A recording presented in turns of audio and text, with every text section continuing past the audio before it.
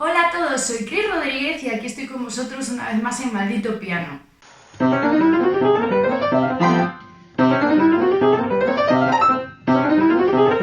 No. No.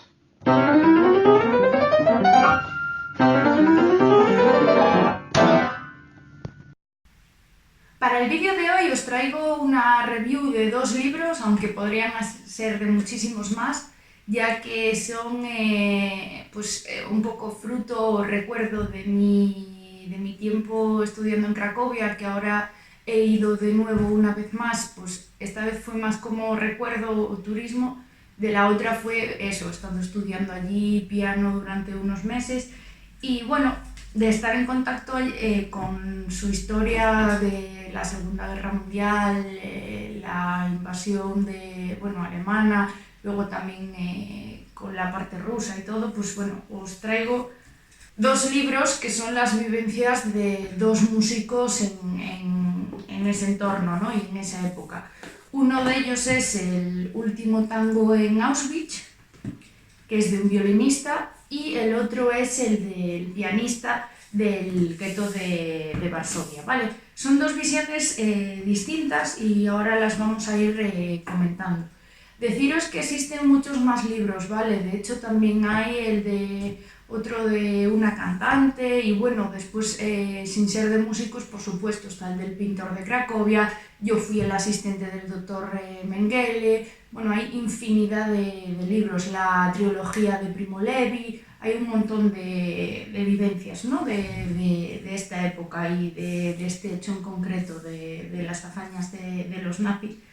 Y bueno, vamos a empezar, si queréis, por el del pianista del gueto de Varsovia. Bueno, en mi caso es de la editorial Turpial y Amaranto, ¿vale? Está en castellano. La tapa es dura y además está con una calidad increíble. No sé si lo apreciáis, si no luego en la entrada que hagamos en Maldito Piano, porque es importante, ¿vale? Siempre os ponemos los enlaces a los libros en la descripción de aquí del vídeo de YouTube, pero luego en la web, en malditopiano.com, en nuestro portal, siempre en la entrada os ampliamos la información, ponemos fotografías, enlaces, tenéis todo mucho más completo, ¿vale? Así que os animo a visitarla también. Lo que os decía del libro, que aparte de este libro del pianista del gueto de Varsovia, que es Władysław Szpilman, ¿vale?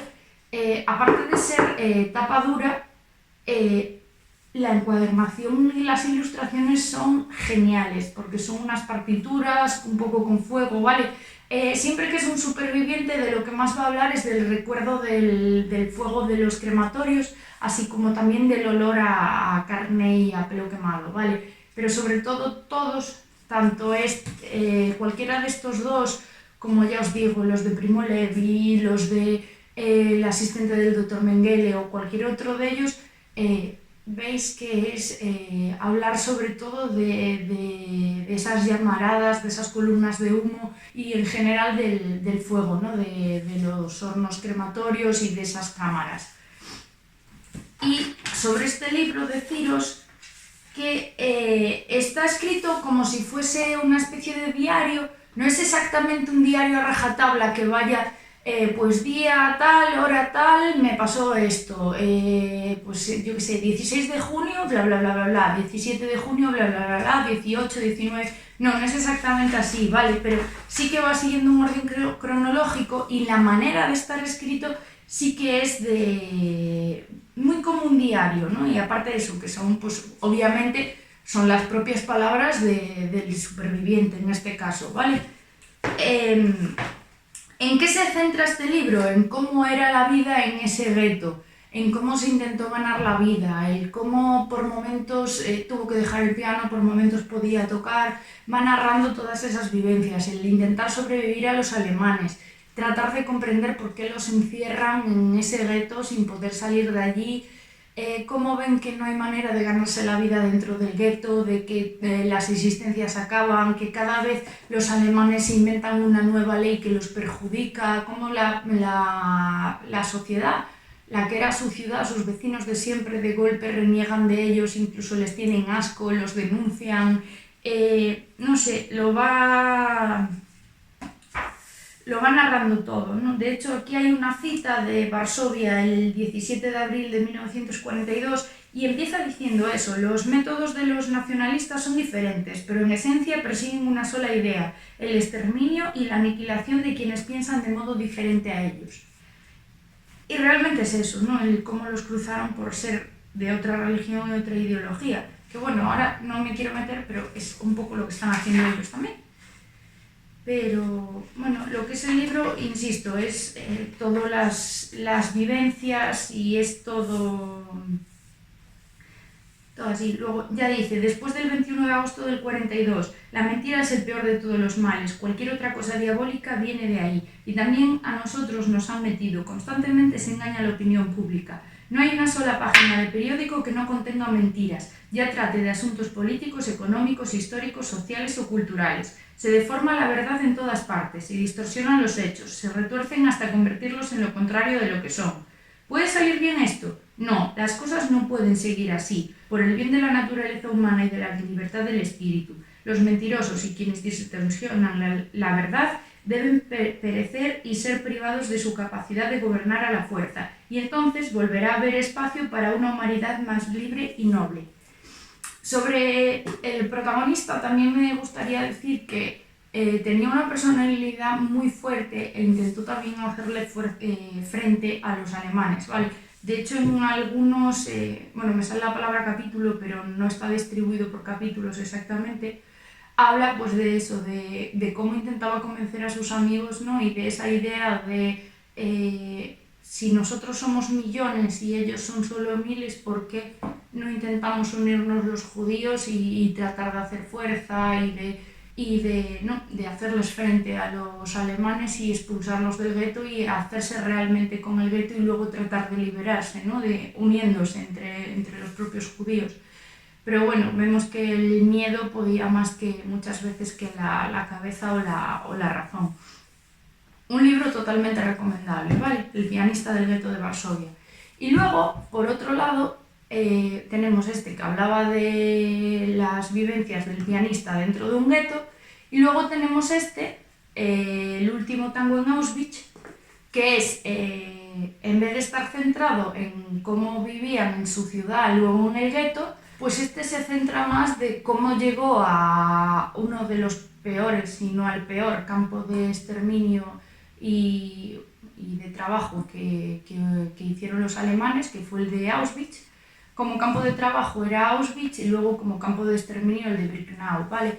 Y vemos que él consiguió sobrevivir y nos narra pues también cómo fue las vivencias en el campo de concentración en Auschwitz, y después cómo, una vez que estuvo libre, cómo pudo rehacer su vida. Y digo rehacer muy entrecomillado porque vemos que realmente nunca superó lo que le pasó y lo que le tocó vivir en su vida, ¿no? El último tango en Auschwitz, el título está muy bien pensado porque todo el libro se agrupa en torno a tangos. De hecho, vemos que va, en vez de por capítulos, lo agrupa por secuencias, ¿vale? El primero es una introducción, pero es donde habla de la plegaria del tango de la muerte, que ahora os voy a explicar qué es. Luego está la primera secuencia, Caminito, la segunda secuencia, Cuesta abajo, la tercera secuencia, Volver, la cuarta secuencia, Adiós muchachos, quinta secuencia, Último tango, y la coda final, que es el Café de los Angelitos. Como veis, son títulos de tangos súper conocidos. No, cualquiera que haya estado en Argentina, Uruguay, toda esa zona, cuando digo Adiós muchachos ya tiene la cancioncita en la cabeza, o el Volver o Caminito, ¿no? Son tangos súper conocidos. ¿Y por qué iba a hablar alguien que sobrevivió al exterminio de unos tangos? Pues muy fácil y un poco triste o amargo al mismo tiempo. Era porque los alemanes dentro del campo de Auschwitz, lo que más le hacían tocar a la orquesta de músicos que había allí en el campo eran tangos y marchas. ¿Por qué? Por el ritmo marcado que tienen este tipo de música para hacer desfilar a los presos. Ojo, con desfilar no me refiero a desfile de modelos, ¿vale? Me refiero a ir en regimiento a paso muy marcado para marchar a trabajar, volver de trabajar, cuando incluso los llevaban a las cámaras de gas que fueran de manera ordenada, o incluso para hacer los recuentos también. Era una manera de tener siempre todo en orden y bajo control, ¿no? Y pues el protagonista nos habla también de cómo le cambió su visión de una música que para él tenía un significado, que de repente pues pasó a ser sinónimo de muerte y de destrucción y aniquilación, ¿no? Y cómo los tangos pasaron a ser algo pues muy amargo en su vida. En cuanto al propio tango de Auschwitz, es lo primero que explica ya en el libro, en la introducción, ¿vale? Y habla de que este tango se pasó a llamar Tango de la Muerte dentro de Auschwitz. Una vez empezó a pasar todo esto, precisamente por eso, porque era el que más tocaban cuando los alemanes estaban mandando a la gente a la cámara de gas. Y la situación es esa, de estás tocando un tango mientras la gente lo usa para llevar el compás, para meterse en una cámara de gas, morir y luego derecho al horno crematorio. Para los músicos que lo tocaban era horrible, pero es que encima los propios presos luego les guardaban como rencor y rabia a los músicos, porque como que la música que tocaban ya sabían qué era lo que significaba, entonces como que los culpaban un poco a los músicos, ¿no? De ponerle música a ese momento, y cuando escuchaban esa música pues ya sabían que algo malo venía, y al final pues no les sentaba bien, como es obvio. Y por otro lado también porque los músicos tenían una serie de privilegios y era de los trabajos menos duros, porque a ver, sí que sabemos que el trabajo del músico es complicado, pero bueno, entre ir a trabajar en condiciones infrahumanas en una mina o una fábrica 12 horas diarias o estar tocando el violín, pues mejor tocar el violín, ¿no? Era de los trabajos menos duros y en los que menos los soldados alemanes eran a los que menos maltrataban, ¿no? Precisamente porque les facilitaban su trabajo. Sobre el tango, pues el tango que luego se tituló de la muerte, en principio había sido una pieza que se llamaba Plegaria, que estaba dedicada al rey Alfonso XIII, pero luego dice que algunas informaciones señalan que el tango fue interpretado en una ocasión en el año 1939 durante un concierto ofrecido entre otras personas a Hitler y Goebbels. Aquí ya estaba convertida esa pieza Plegaria en un tango, pero luego este tango, cuando estos alemanes lo escucharon en ese concierto, lo readaptaron y pasó a ser una nueva versión alemana que se comenzó a publicar en Berlín en el año 1939. Y luego ellos, los alemanes en el campo, se la pedían a los judíos que formaban parte de la orquesta. Bueno, ahí había no solo judíos, sino que había también algún gitano también y algún preso político, pero bueno, en las orquestas quienes más tocaban eran judíos, pero porque en la cultura o la religión judía se valora mucho a los músicos y hay una tradición muy grande y arraigada de formarse musicalmente, ¿no? Entonces era muy fácil el que estas orquestas estuvieran principalmente formadas por músicos. Y luego este tango, que pasó en los campos de exterminio nazis, pasó a ser denominado tango de la muerte porque se tocaba principalmente en las marchas a las cámaras de gas o también en los recuentos, fusilamientos y en las idas y venidas del trabajo, para contarlos y que llevaran el paso y todo fuese en líneas muy, muy ordenadas, ¿vale?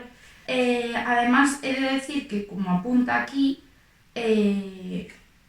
grandes artistas como Carlos Gardel llegaron a grabar la versión alemana también, ¿vale? No es algo que se quedara ahí simplemente en el olvido. Y sobre el protagonista, eso, deciros que es muy curiosa su visión, cómo muestra todo de dentro del campo. Es uno de los que consiguió escapar cuando fue la liberación, aunque bueno, muchas veces nosotros desde fuera pensamos que la liberación fue que pues fueron a liberarlos y ya los llevaron pues a hospitales a que se recuperaran y todo eso. Y no, vamos a ver que liberación sí, pero les tocó caminar 2 semanas enteras durmiendo a la intemperie bajo la nieve, que ahí se fueron muriendo un número muy grande de supervivientes que habían sido liberados, se murieron en ese traslado a pie, intentando llegar al sitio a donde los llevaban sus liberadores, y bueno, al final no fue todo tan bonito pese a ser una liberación, ¿no? Y luego eso, el hablar de los favoritismos que tenían los músicos frente a otros trabajadores o presos del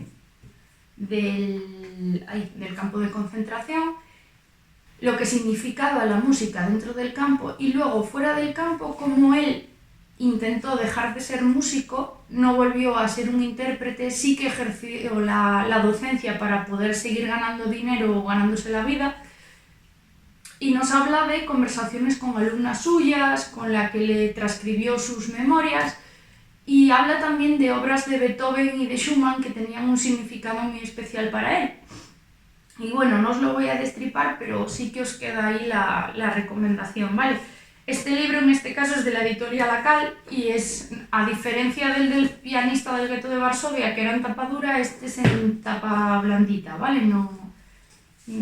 Pero bueno, son dos versiones muy completas y que se complementan y que nos ofrecen pues visiones distintas, ¿no? Una más del gueto y la otra más de los campos de concentración.